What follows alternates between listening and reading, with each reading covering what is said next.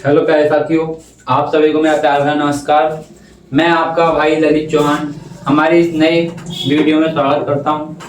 आशा करता हूं आप स्वस्थ होंगे और अपनी पढ़ाई अच्छी तरीके से कर रहे होंगे। साथियों, हमने पिछली वीडियो में क्या पढ़ा? मौलिक अधिकार। मौलिक अधिकार, फंडामेंटल राइट्स, जो हमने बहुत बेसिक जानकारी उसकी हासिल की और वहां से पैट में एक क्वेश्चन आपका फंसेगा, पक्का फंसेगा। साथियों, आज की हमारी क्लास है यूपी ट्रिपल एससी पैट के लिए, जो है हमारा जैन धर्म। तो हम जैन धर्म के बारे में पढ़ेंगे साथियों। जानते हैं जैन धर्म। साथियों, ये हमारे कुछ धर्म, इनकी हमें इनके स्थापना की जरूरत या क्यों पड़ी? तो आपको पता होगा कि वैदिक काल में, उत्तर वैदिक काल में कुछ ऐसी घटनाएं हुई कि उसके बाद अलग अलग हमारे जैसे महाजनपद काल हुआ, उसके बाद हमारा बौद्ध धर्म भी आएगा। बौद्ध धर्म भी अहिंसावादी है। जैन धर्म भी सबसे ज्यादा अहिंसा को मानता है। या ये जीव जंतुओं का बहुत ज्यादा, और किसानों का शत्रु है। अगर आपसे पूछा जाएगा किसानों का शत्रु किस धर्म को कहा जाता है, जैन धर्म को कहा जाता है। क्योंकि ये आपको पता है वर्तमान में कुछ आधुनिक पद्धतियां ऐसी आ गई हैं, जैसे हमारा स्प्रे होता है या खाद्य बिखेरा जाता है, तो उससे काफी सारे कीटनाशक जो पक्षी होते हैं या कीड़े मकोड़े होते हैं उनकी मृत्यु हो जाती है। तो ये जैन धर्म जो है ये बहुत ही अहिंसावादी धर्म है, जो किसानों का शत्रु भी कहा गया है। साथियों, जैन धर्म जिन शब्द से बना है, आप जिसने यूपी ट्रिपल एससी पैट 2023 का एग्जाम दिया होगा वो इस क्वेश्चन से अच्छी तरीके से अवगत होगा कि जैन धर्म किस शब्द से बना हुआ है, जिन शब्द से बना हुआ है। और इसका अर्थ क्या होता है? विजेता। क्या अर्थ होता है इसके प्यारे साथियों? विजेता। प्यारे साथियों, संस्थापक कौन है इसके? जैन धर्म के संस्थापक हैं ऋषभ देव। कौन है साथियों? ऋषभ देव। इनका दूसरा नाम है आदिनाथ। अगर आपसे पूछा जाएगा प्यारे साथियों कि ऋषभ देव का दूसरा नाम क्या है, तो आप बताएंगे ऋषभ देव का दूसरा नाम आदिनाथ है। आगे देखेंगे, ऋग्वेद में 2 जैन तीर्थंकरों ऋषभ देव व अरिष्टनेमि का उल्लेख मिलता है। आपसे पूछा जाएगा कि ऋग्वेद में किन जैन तीर्थंकरों का उल्लेख मिलता है, तो ऋषभ देव और अरिष्टनेमि का उल्लेख मिलता है। एक आया था हमारा भगवत गीता में, भगवत गीता व विष्णु पुराण में, भगवत गीता व विष्णु पुराण में ऋषभ देव का उल्लेख मिलता है। आपसे पूछा जाएगा ऋषभ देव का उल्लेख किसमें मिलता है, तो ऋषभ देव का उल्लेख हमारा भगवत गीता विष्णु पुराण में मिलता है और ऋग्वेद में भी मिलता है। एक हमारा जैन ग्रंथ है उत्तराध्यान सूत्र। कौन सा जैन ग्रंथ है? उत्तराध्यान सूत्र है।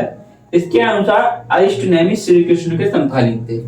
तो प्यारे दोस्तों, आपसे पूछा जाएगा कि जैन धर्म का कौन सा तीर्थंकर श्री कृष्ण जी के समकालीन था, तो आप जवाब देंगे कि भैया जैन ग्रंथ उत्तराध्यान के सूत्र के अनुसार अरिष्टनेमि श्री कृष्ण के समकालीन थे। पार्श्वनाथ जैन धर्म के 23वें तीर्थंकर हैं। आपको पता है जैन धर्म में टोटल दोस्तों 24 तीर्थंकर हुए हैं। पहले हमारे आदिनाथ हैं और 23वें हमारे पार्श्वनाथ हैं और 24वें हमारे महावीर स्वामी। जैन धर्म के 23वें तीर्थंकर थे कौन? पार्श्वनाथ। ये काशी नरेश अश्वसेन के पुत्र थे। किसके पुत्र थे भाई साथियों? काशी नरेश अश्वसेन के पुत्र थे। इन्हें जैन ग्रंथों में पुरास्दिनियम निग्रंथ, इन्हें जैन ग्रंथों में पुरास्दिनियम निग्रंथ, यानी जो सांसारिक बंधनों से मुक्त होता है, यानी मोह माया से मुक्त। इन्हें कोई अपने आप में मोह माया नहीं थी, ये बिल्कुल सांसारिक बंधनों से मुक्त थे। कौन? पार्श्वनाथ।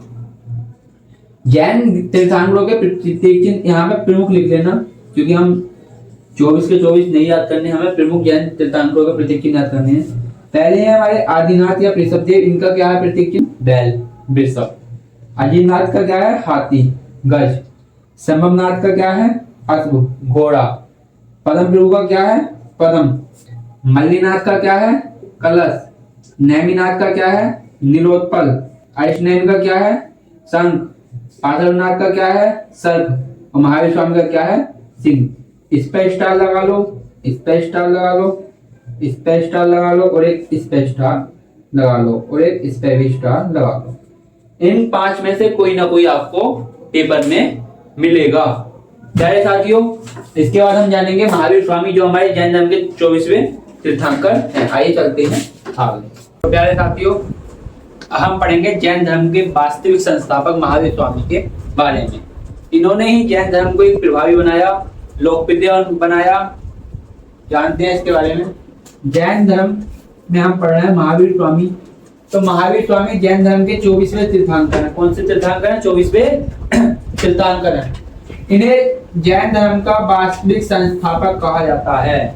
आपसे पूछा जाएगा जैन धर्म के वास्तविक संस्थापक किसे कहा जाता है, तो महावीर स्वामी को कहा जाता है। महावीर स्वामी जी का जन्म वैशाली के निकट कुंडल ग्राम में 540 ईसा पूर्व में हुआ। कुछ ऐतिहासिक ग्रंथ इनका जन्म 599 बीसी भी बताते हैं। मैं इसलिए दोनों चीज आपको नोट करा रहा हूँ। कभी आपको भैया उस किताब में ये है, आपने हमें ये लिखवाया है। बचपन का नाम इनके वर्धमान था। ये भी कई बार क्वेश्चन में आया है कि महावीर स्वामी के बचपन का नाम क्या था। पिता सिद्धार्थ, पिता का नाम क्या है इनके? सिद्धार्थ है। ये ज्ञातक कुल के राजा थे। कौन से कुल के राजा थे? ज्ञातक कुल के राजा थे। माता का नाम त्रिशला है। ये लिच्छवी गणराज्य चेतक की बहन थी। जो लिच्छवी गणराज्य वंश के प्रमुख थे राजा चेतक, उनकी बहन कौन थी? त्रिशला। और त्रिशला किसकी माता थी? महावीर स्वामी की। पत्नी का नाम क्या था महावीर स्वामी की? यशोदा। पुत्री का नाम क्या था इनकी? प्रियदर्शना। पत्नी का नाम क्या था? यशोदा। पुत्री का नाम क्या था? प्रियदर्शना। 30 वर्ष की अवस्था में गृह त्याग। आपसे पूछा जाएगा महावीर स्वामी ने गृह त्याग कितने वर्ष की अवस्था में किया, तो 30 वर्ष की अवस्था में किया। अच्छा, जब गृह त्याग करा होगा तो इन्होंने किसकी की आज्ञा ली होगी? मम्मी की, पापा की। तो ये अपने बड़े भाई की आज्ञा, बड़े भाई का नाम क्या था इनके? नंदीवर्धन। ये अपने बड़े भाई नंदीवर्धन की आज्ञा लेके 30 वर्ष की अवस्था में गृह त्याग किया। 12 वर्ष की कठोर तपस्या, यानी इन्होंने 12 वर्ष तक तपस्या की। उसके बाद एक जाम्बी नामक ग्राम है, वो कौन से वृक्ष के नीचे? साल वृक्ष के नीचे। कौन सी नदी के किनारे? विजुपालिका नदी के किनारे इन्हें ज्ञान की प्राप्ति हुई। तो प्यारे दोस्तों, जैन धर्म में ज्ञान की प्राप्ति को कैवल्य कहा गया। क्या कहा गया है? कैवल्य कहा गया है। और ज्ञान की प्राप्ति के कारण महावीर स्वामी जी का एक अन्य नाम केवलिन भी है। यह ज्ञान प्राप्त होने के कारण महावीर स्वामी जी को केवलिन या निर्ग्रंथ कहा जाता है। निर्ग्रंथ क्या? जो सांसारिक बंधनों से मुक्त है, उसे क्या कहते हैं? हम निर्ग्रंथ कहते हैं। महावीर स्वामी को 72 वर्ष की उम्र में राजगृह के निकट पावापुरी में 468 बीसी में निर्वाण प्राप्त हुआ। यानी महावीर स्वामी जी की मृत्यु कब हुई? तो 468 बीसी में हुई। प्यारे साथियों, कुछ इनकी मृत्यु 527 बीसी भी मानते हैं। आइए पढ़ते हैं आगे। प्यारे साथियों, अभी तक हमने जैन धर्म के वास्तविक संस्थापक महावीर स्वामी के बारे में पढ़ा। उनका जन्म कहाँ हुआ, मृत्यु कहाँ हुई, पिता का नाम क्या था, माता का नाम क्या था। अब हम जानते हैं जैन धर्म की शिक्षा। तो जैन धर्म की शिक्षाओं के बारे में हम जानेंगे कि जैन साहित्य कौन सी भाषा में था या कौन सी, तो ये प्राकृत भाषा में था। अर्धमागधी से कहा जाता है। जैन साहित्य को आगम कहा जाता है। Important, very very important question है कि जैन साहित्य को क्या कहा जाता है, तो जैन साहित्य को आगम कहा जाता है। दोस्तों, पार्श्वनाथ जो हमारे जैन धर्म के कौन से तीर्थंकर हैं? 23वें। इनका प्रतीक चिन्ह क्या है? सर्प। तो भिक्षुओं के लिए 4 व्रत, इन्हें हम अरुण व्रत भी कहते हैं। कौन कौन से? सत्य, यानी कि सदैव सत्य बोलो, झूठ मत बोलो। अहिंसा, हिंसा ना करो, मारपीट ना करो। आस्तेय, चोरी ना करो। और अपरिग्रह क्या है? मतलब कि अपने पास इतना ही धन इकट्ठा रखो जितना आप मतलब खर्च कर सको, ज्यादा अपने पास पैसा मत रखो। सत्य, अहिंसा, आस्था और अपरिग्रह। प्यारे साथियों, महावीर स्वामी ने एक नया 5वां ब्रह्मचर्य जोड़ दिया और इसका नाम क्या रख दिया? पंच महाव्रत धर्म। पंच महाव्रत धर्म का प्रतिपादन किसने किया? महावीर स्वामी ने। किसे जोड़ के किया प्यारे साथियों? ब्रह्मचर्य। अनिश्वरवाद पर बल, यानी कि ये ईश्वरवाद को नहीं मानता था। किसे नहीं मानता था? ईश्वर को नहीं मानता था। कौन सा धर्म? जैन धर्म। 3 रत्न है इसके। कौन कौन से रत्न है? सम्यक दर्शन, सम्यक ज्ञान और सम्यक आचरण। प्यारे साथियों, कितने इसके रत्न है? 3 है। सम्यक दर्शन, सम्यक ज्ञान और सम्यक आचरण। पूछा जाएगा महावीर स्वामी के प्रथम शिष्य कौन थे? जमाली। जमाली इनके दामाद थे। आप कहोगे फिर महावीर स्वामी की पुत्री का नाम क्या था? तो प्यारे साथियों, मैंने अभी आपको पढ़ाया महावीर स्वामी की पुत्री का नाम था प्रियदर्शना। दो सिद्धांत जैन धर्म के प्रमुख है, स्यादवाद और अनेकांतवाद। महावीर स्वामी ने प्रथम उपदेश कहा गया राजगिरा की विपुलांचल पहाड़ी। कौन सी पहाड़ी? विपुलांचल पहाड़ी। जैन संघ की स्थापना किसने की? महावीर स्वामी ने की। कहाँ की? पावापुरी में की। यहाँ पे इन्होंने 11 ब्राह्मणों को दीक्षित किया, यानी शिक्षा दी। महिलाओं को समान अधिकार मिला। और भिक्षुणा संघ की प्रथम अध्यक्ष कौन बनी?